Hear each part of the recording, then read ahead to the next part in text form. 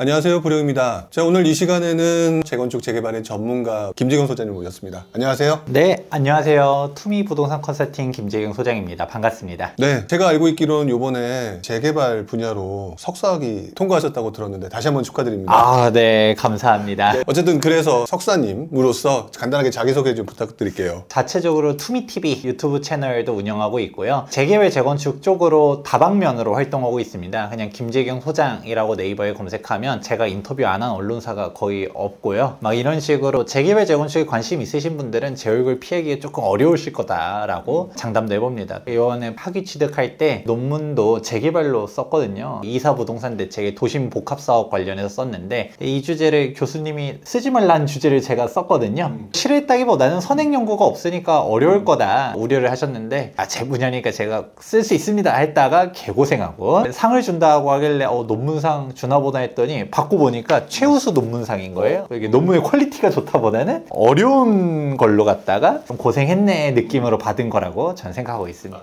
자, 이렇게 재개발 재건축 분야에서 이제 활발하게 활동하고 계신 분이 우리 김재경 소장님인데요. 단도직입적으로 한번 여쭤보고 싶은데 수많은 부동산 투자 분야가 있는데 재개발 재건축 분야가 괜찮다고 보니까 지금 관심을 두고 활동하시는 거잖아요. 도대체 무엇 때문일까요? 원론적인 답변으로서는 저희 부모님 덕분이고요. 저도 부동산 전문가 분들 중에서 제가 나이가 제일 어린 편이잖아요. 네. 아직 제가 30대니까. 근데 그거 중에서도 그 사이클이 그렇게 길다던 재개발 재건축 쪽으로 활동하게 된 거는 그냥 이제 부모님이 이제 저희 아버지 같은 경우 금융 쪽에서 쭉 있다가 결국 부동산 오픈을 하셨는데 그게 벌써 2004년도 때 오픈을 한 거예요. 저희 아버지는 일기 신도시 청약 때부터도 막 부동산 쭉 투자하셨던 분이었었는데 성동구에서 부동산 차리고 보니까 성동구가 재개발의 메카였잖아요. 네네네. 그래서 저희 아버지가 재개발 여기도 조합원 저기도 조합원 여기 대의원 하면서 막 이런저런 사건 사고들도 많이 보고 돈도 벌고 하는 거를 저는 이제 겉에서 본 거죠. 그 이 바닥에서도 재개발 재건축 했었던 거는 이제 부모님 어깨 너머로 재개발을 그냥 빨리 접하게 된 거고요. 그리고 재개발 접하다 보니까 재개발만의 매력 포인트들을 알게 된 거고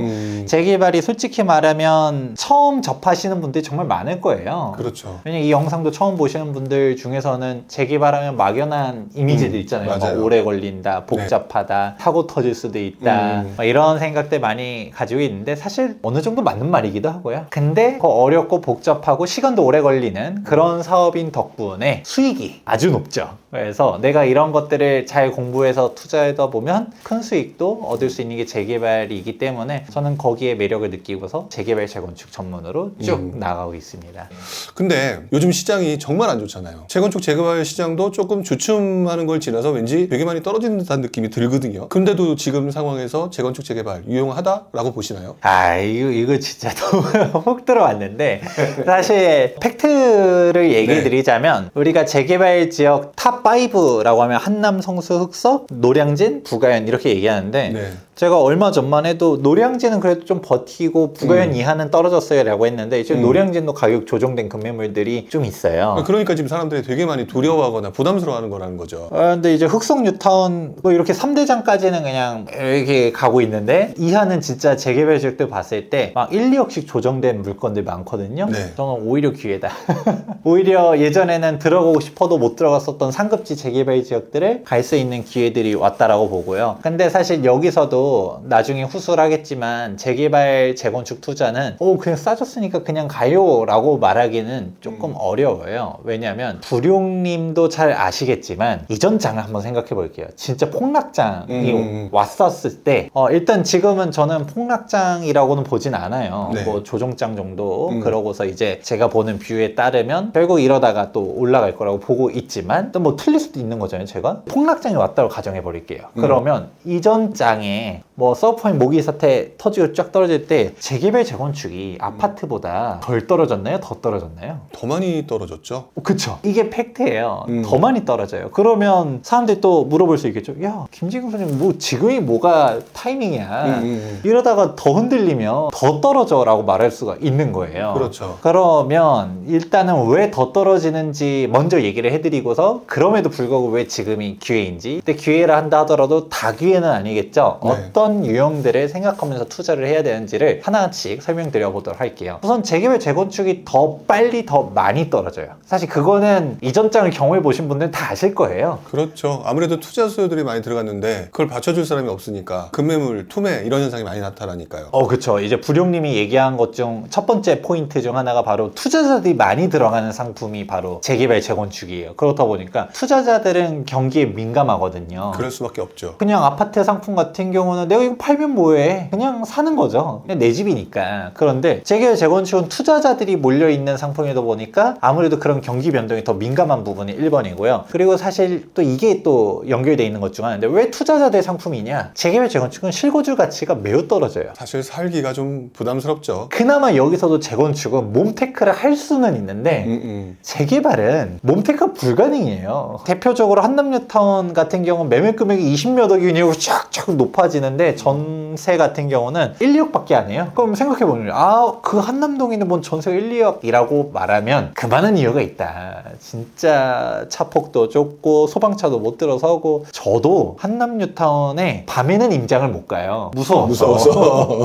여러분들도 낮에 한번 가보면 저기서 한강 뷰를 보면서 여기 괜찮은데 재개발되면 좋겠다라고 할 수는 있어도 밤에는 이 산동네 어떻게 갈 수 있지? 라는 생각들이 있을 겁니다. 이제 그렇다 보니까 실거주 가치가 없다 보면 전월세라도 받쳐줘야 되는데 그게 안 되니까 그냥 피가 뚝뚝 떨어지는 건 거죠. 그렇죠. 그래서 이제 재개발 재건축이 장이 안 좋아질 때는 더 빨리 더 많이 떨어진다라고도 얘기합니다. 자, 그럼 더 떨어지는 이유 얘기해드렸죠? 그럼에도 불구하고 왜 재개발을 지금 주목해야 되느냐? 이 부분 관련해서는 이제 모든 재개발을 다 가란 얘기는 아니에요. 여기서도 안전한 투자 쪽으로 가야 된다라는 거죠. 우선은 이 말을 드리기 앞서서 1번 부동산 투자가 하락장에는 멈출까요? 뭐 제가 경험한 바에 의하면 하락장에 사람들의 수요는 줄어들지 몰라도 멈추지는 않죠. 그렇죠. 예를 들어서 단적으로 사람들이 막 금리니 뭐니 경기가 어쩌고 막 이렇게 얘기를 해도 내가 현금 가지고 있는 사람들 어디론가는 계속 투자를 하려고 해요. 그렇죠. 대표적으로 이전 하락장 때 그동안 안 올라갔었던 뭐 수익형 부동산들은 그때 올라갔었고요. 그리고 지방의 장이 그때 올라갔었잖아요. 그런 거 생각해보면 돈은 어디론가는 움직여요. 자, 그렇다 보니까 지금 역시도 현금 가지고 있는 사람들이 어떻게든 투자하려고 하는 사람들은 존재한다를 일단 전제 조건을 깔고서 보시면 좋을 것 같은데, 그런데 투자를 하려고 해도 다 떨어진다 생각하면 못 살 거 아니에요. 그렇죠. 못 사죠. 더군다나 여기서 재개발 재건축은 더 빨리 더 많이 떨어진다며. 근데 바로 어떤 기준을 보라고 얘기 드리냐, 이 안전마진을 명확하게 잡고 움직이는 애들을 가란 얘기들을 해요. 안전마진을 명확하게 잡아라. 그러면 여기서 알 수 있는 포인트는 크게 두 가지가 분류가 돼요. 왜냐면 안전마진이라는 거는 지금 재개발 지역에서 내가 매매 금액이 있을 거고 나중에 분담 금액도 납부할 거고, 그럼 일명 총매가가 있겠죠. 근데 총매가가 한 9억 정도라고 가정했었을 때 아예 구체적인 지역을 하나 얘기해 볼까요? 지금 이문이경 뉴타운이 많이 떨어졌어요. 이문이경 뉴타운 같은 경우는 지금 시세가 예전에는 25평이요. 이문 1구역 기준으로 25평이 7억대까지 가다가 지금 6억 초반까지도 쫙 투자 금액 기준으로 쭉 빠진 거예요. 한 1억 정도 떨어졌네요. 그렇죠. 1억에서 1억 5천 빠진 거죠. 그런데 여기는 입주할 때 분담금을 3억 정도를 납부해야 돼요. 그러면 총매가가 대략 9억인 거죠. 그런데 지금 동대문구 신축 아파트 시세들이 25평 가격 요즘 좀 조정받았다 해도 그래도 12억 13억은 돼요. 그리고 청량리 쪽에 스카이 L65부터 시작해서 초고층 이제 주성복합 3대장들이 내년에 줄줄이 입주할 예정이거든요. 걔네들 가격대들도 고려해보면 사실 그렇게 안전마진이 못해도 3, 4억은 눈에 보이는 거죠. 그러면 6억 투자했다가 그래도 3억은 벌겠네? 이게 보이는 건 거죠. 그러면 확실하게 돈을 벌 수 있는 데들을 가는 게 중요하다라는 걸 얘기해 드리는 거고요. 그건 두 번째 포인트는 뭐냐, 이 안전마진이라는 거는 결국은 부동산 가격이 하락한다라고 해도 이 폭에서 완충되는 거예요. 그러면 신축 아파트가 아예 떨어져도 얼마까지 떨어지겠어라고 생각했었을 때 그 가격, 지금 현재 총매가 그 폭 안에서 움직이는 건데, 재개발 지역들 피도 좀 빠졌거든요. 오히려 주변 신축 아파트도 빠졌다지만 얘도 빠져서 안전마진들은 잘 유지하고 있어요. 오히려 더 늘어난 지역들 많고, 무엇보다 투자 금액이 낮아졌다 보니까 수익률은 더 높아졌거든요.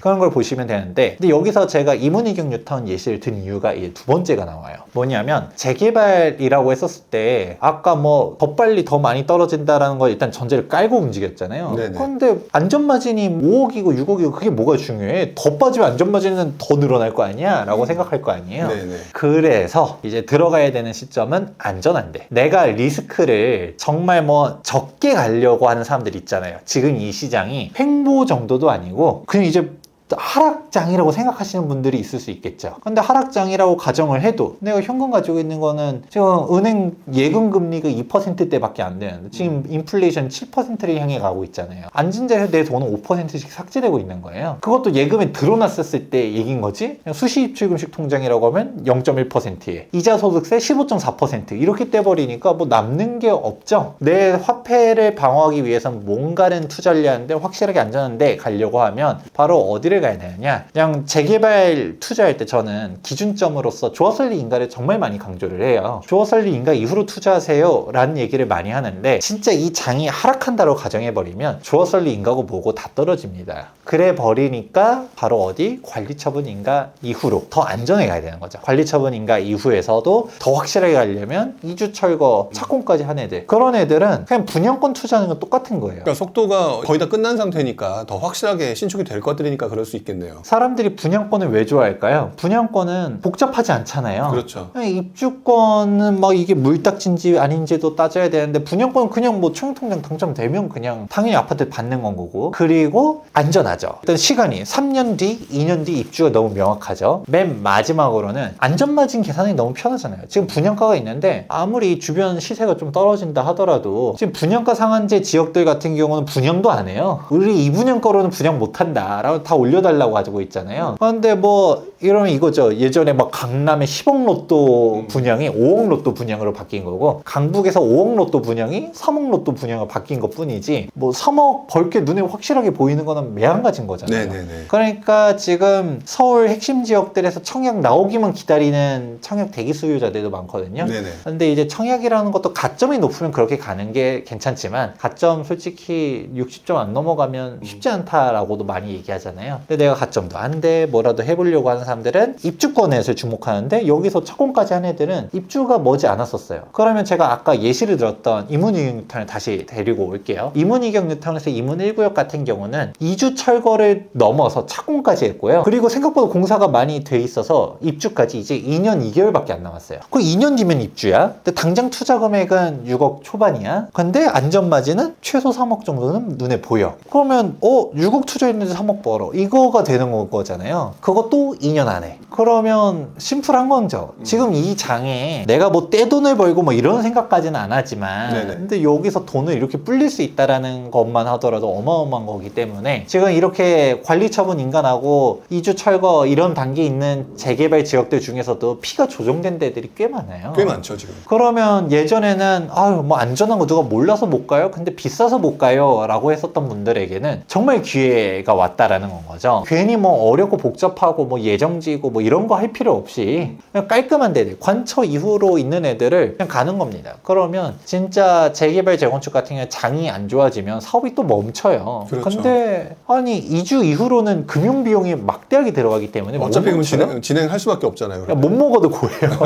그냥 막 가는 건 건데, 그런 데들 그러면 이 안전마진이라는 것도 완성이 돼야 안전마진을 실현하는 거지. 나는 6년 뒤에 입주할 줄 알았는데 얘가 갑자기 막 산으로 가가지고 10년 뒤에 입주해. 이거 기간도 분명 고려해야 되거든요. 그래 버리는 것도 피할 수 있는 확실한 지역들이 가격들이 조정됐으니까, 이게 정말 지금 재개발 투자로서는 기회다. 오히려 훨씬 더 기회가 될 수 있다. 생각을 좀 바꿔놓고 보면 떨어진다가 중요한 게 아니라 떨어지게 되는 경우는 있지만 오히려 안전마진이라든지 이런 걸 봤을 때는 되게 유용하다라고 볼 수 있겠네요.